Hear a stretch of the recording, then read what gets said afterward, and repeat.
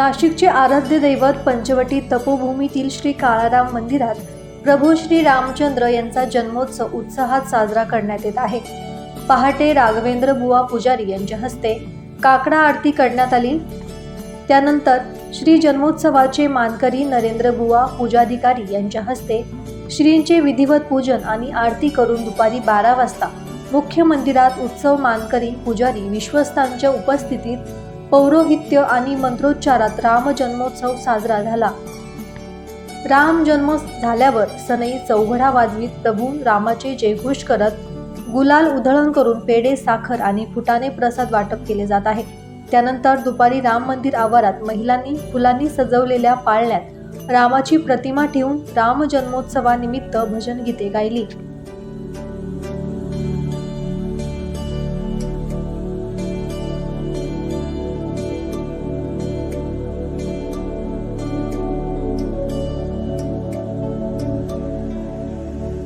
श्री राम नवमी निमित्त आज संस्थानचे अध्यक्ष तथा जिल्हा आणि अतिरिक्त सत्र न्यायाधीश रेखा पांढरे यांच्या मार्गदर्शनाखाली आणि सर्व विश्वस्त पुजारी वर्गाच्या उपस्थितीत विविध धार्मिक कार्यक्रम होत आहे।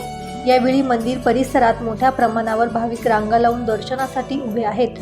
मंदिराच्या सभोवताली रस्त्याचे काम सुरू असल्यामुळे अडथळे पार करीत असंख्य रामभक्त राम मंदिराच्या दिशेने जाताना दिसत होते।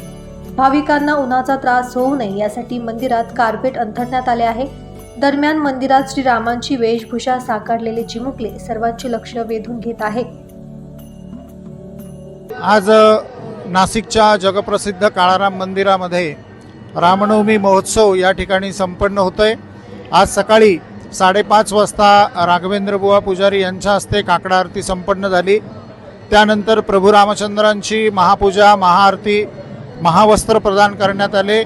प्राचीन काळातील सर्व दागिने त्या ठिकाणी प्रभू रामचंद्रांना नेसवण्यात आले। आता या ठिकाणी 12 वाजता ठीक रामजन्म उत्सवाचे मानकरी नरेंद्र बुवा पुजारी यांच्या हस्ते त्या ठिकाणी होईल। 7:30 वाजता त्या ठिकाणी अन्नकोट महानैवेद्य आरती ही संपन्न होईल।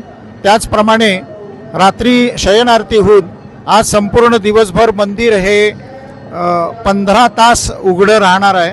सर्व भाविकांना प्रसाद मिळेल, सर्व भाविकांचं दर्शन होईल, सर्व भाविकांना कुठलीही अडचण येणार नाही अशी व्यवस्था आज या ठिकाणी विश्वस्त मंडळ आणि पुजारी परिवाराने केलेली आहे। 2 दिवसांनी आपली कामदा रथयात्रा एकादशीच्या दिवशी गरुड रथ यात्रा आणि रामरथ यात्रा ही संपन्न होईल।